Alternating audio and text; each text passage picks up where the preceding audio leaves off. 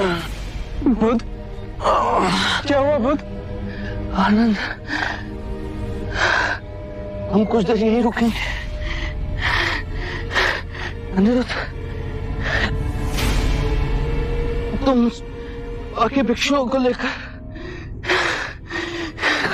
कुशागार की ओर जाओ, हिरण्य नदी के समीप।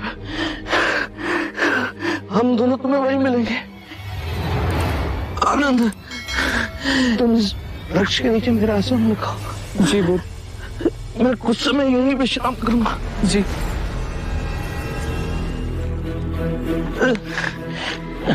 आइए बुध।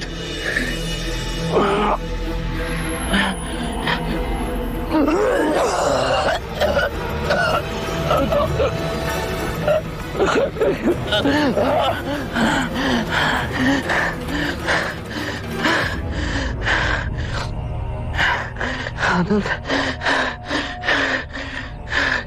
बहुत प्यास लगी, जल्दी जाकर मेरे लिए चल ले आओ।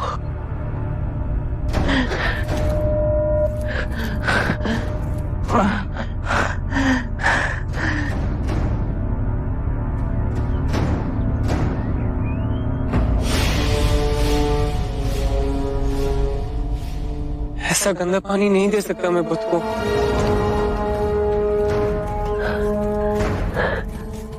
बुध, आनंद, जल लाए, मुझे बहुत प्यास लगी। बुध, वहाँ का जल बहुत गंदा है, आपके पीने योग्य नहीं है। ककोता तक रुकिए, वहाँ का जल मीठा और निर्मल है। वहाँ जाते ही मैं आपके जल पीने का और स्नान करने का प्रबंध कर दूंगा। इस भिक्षा पात्र में चलना, जल स्वच्छ है, जल्दी जाओ। जी बुध।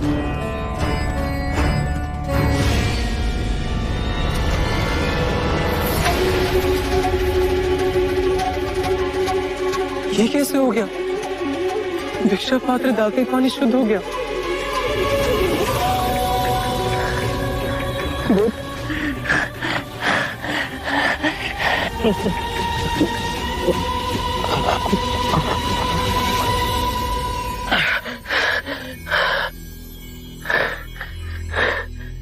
बुध, मैं पहले गया तो ताल पूरा गंदा था।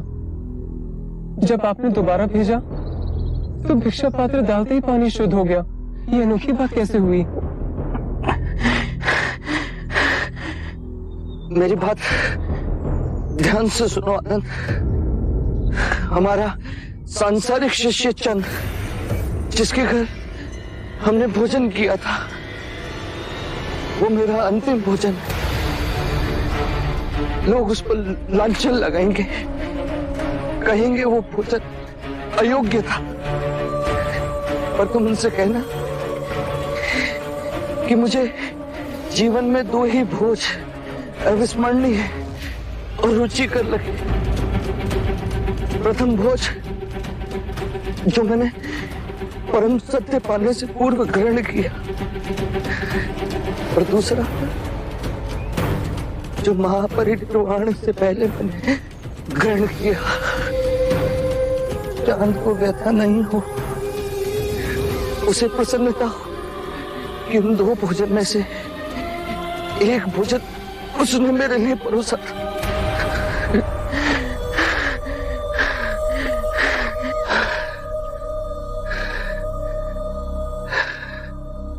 आनंद, हमें हिरण्य नदी के पार जाना है, कुशागार के समीप। वहां साल के वन है। साल के वृक्षों पर बहुत सुंदर पुष्प आते हैं, बिल्कुल ज्वाला के समान। लाल रंग के सुनहरे पुष्प। मल्ला राजद्वार के पास हमें जाना है।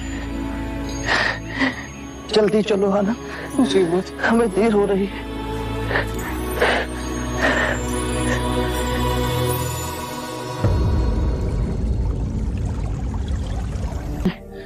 आराम से बुध, आराम से।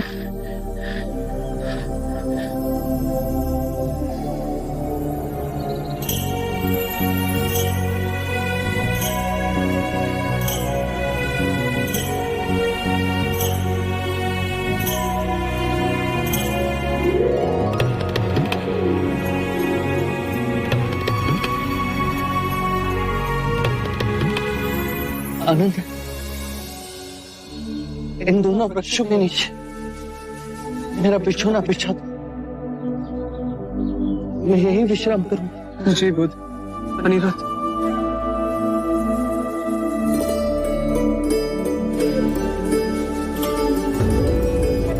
अनिरुद्ध, धर्म का स्वभाव तथागत है। तथागत का अर्थ है जो है, जैसा है। इसी अद्भुत तथागत से कमल का पुष्प उत्पन्न हुआ। तथागत से अनिरुद्ध का उदय हुआ। आप सभी का उदय हुआ। आनंद का उदय हुआ। इस संपूर्ण प्रकृति का उदय हुआ। जो भी तथागत से उत्पन्न हुआ है और जो भी तथागत में विलीन होगा, उसे हम तथागत कह सकते हैं। धर्म कहीं से नहीं उपजते और ना ही कहीं जाते हैं। धर्म केवल है और रहेंगे। आज से मैं और सारे भिक्षु आपको तथागत कहेंगे। आपको तथागत कह के हमें स्मरण होगा कि हम सब में तथागत का बिंदु है। जैसे यदि हमारे सर में पीड़ा हो और उसे हम तथागत से स्वीकार भाव से स्वीकारें, तो वो पीड़ा समाप्त हो जाती है। इसका कारण है कि हमारी आदि शक्ति उस पीड़ा से लड़ने के लिए बह निकली और आदि शक्ति उसका उपचार कर रही है। ये दोनों विभाजित शक्तियां सर की पीड़ा से अधिक सर को दुखा रही हैं। यदि हमने तथागत से इस पीड़ा को स्वीकार भाव से स्वीकार कर लिया, तो दरार भर गई। अब हमारी सारी शक्ति इस पीड़ा को आरोग्य करने में जुट जाएगी। आइए बुद्ध।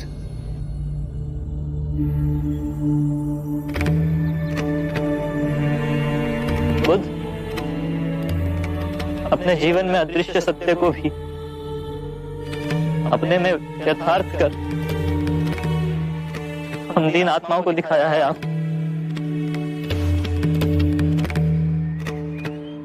क्या हुआ भिक्षु अनिरुद्ध? आप तो धैर्यवान, फिर आज रो क्यों गए?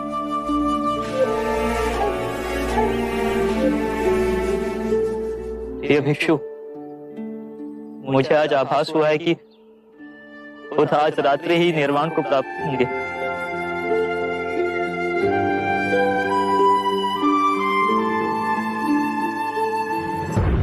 आनंद, मेरा सिर उत्तर की ओर होना चाहिए।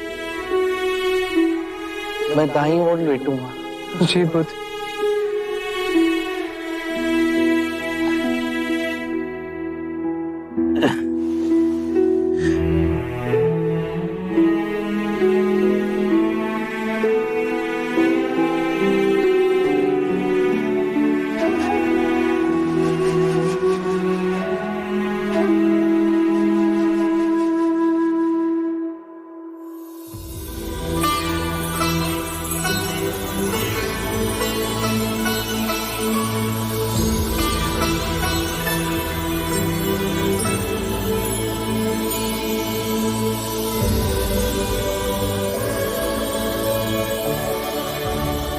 देखो आनंद,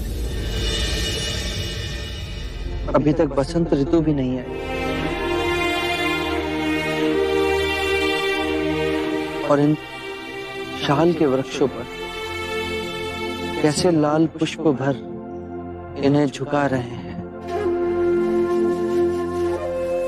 देखो कैसे ये पुष्प वर्षा की एक एक बूंदों के समान मेरे वस्त्रों पर बरस रहे हैं।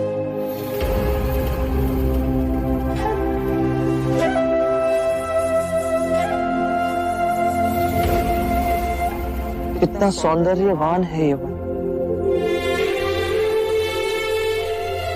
और पश्चिम से अस्त होते सूर्य की किरणें कैसे हर ओर अपना प्रकाश फैला रही है। क्या तुम साल की इन टहनियों में बहती वायु के संगीत को सुन पा रहे हैं?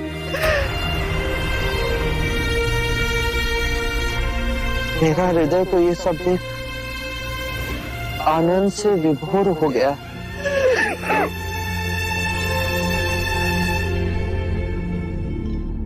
मेरे प्रिय भिक्षु, यदि तुम सच्चे हृदय से मेरे प्रति आदर और आभार व्यक्त करना चाहते हो तो धर्म को ही अपना कर्म बनाओ। हर क्षण को ध्यान में जियो।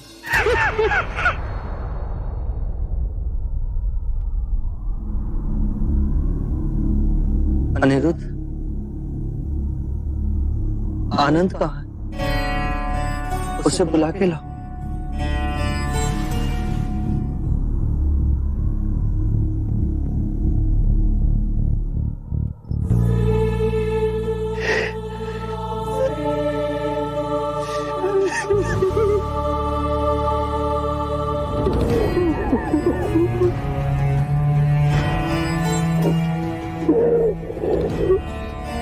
शांत हो जाओ आनंद। तुम्हें यूं रोता देख बुध व्यतीत हो जाएंगे। शांत हो जाओ। चल, वो तुम्हें बुला रहे हैं।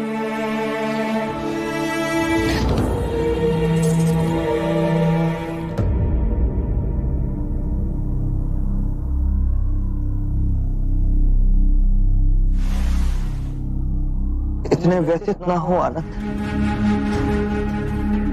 मैंने कितनी बार तुम्हें चेताया है कि सभी धर्म अनित्य है। जन्म में मृत्यु के पश्चात है, मिलन में वियोग की सूचना है, लहर के उठने में गिरने की प्रकृति। यदि मृत्यु ना हो तो जन्म कैसे संभव है आनंद? तुमने अपने हृदय और आत्मा से मेरी बहुत सेवा की। मैं तुम्हारा अत्यंत आभारी हूं। तुम्हें अनेक गुण, किंतु तुम इन सभी गुणों से आगे जा सकते हो। थोड़ा सा प्रयास करो तो तुम भी जन्म और मृत्यु के बंधन को काट सकोगे। तुम आत्म मुक्ति प्राप्त कर सकते हो, प्रत्येक दुख से उबर सकते हो। और मैं जानता हूं कि तुम ये सब कर सकते हो, और मुझे तुम्हारी इस चेष्टा से प्रसन्नता मिलेगी।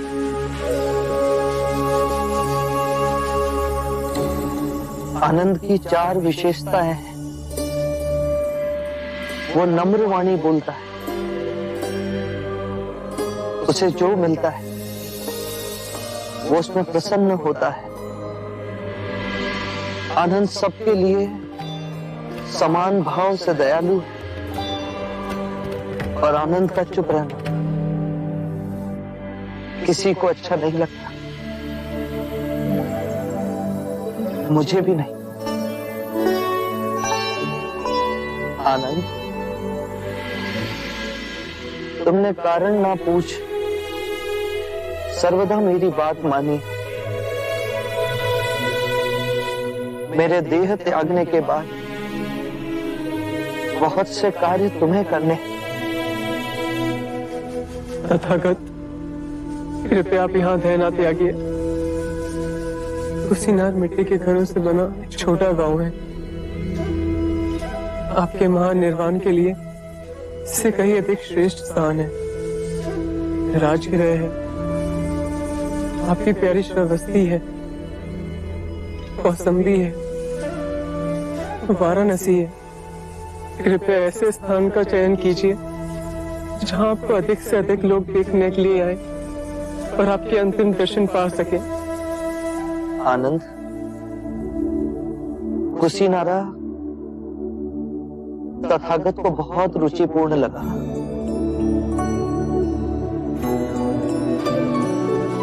छोटा सा मिट्टी के घरों का गांव, साल के वृक्षों से वर्षा की एक एक बूंदों की तरह टपकते हुए ये पुष्प।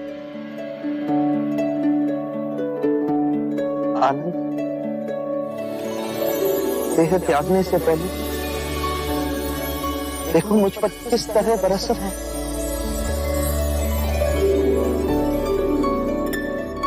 आनंद, मेरा एक कार्य करो, कुशीनारा जाओ और वहां मल्ल नरेश को सूचित करो कि बुद्ध उनके वन में रुके हुए हैं और उनसे कहो कि आज रात्रि के तीसरे प्रहर में बुद्ध महापरिनिर्वाण लेंगे।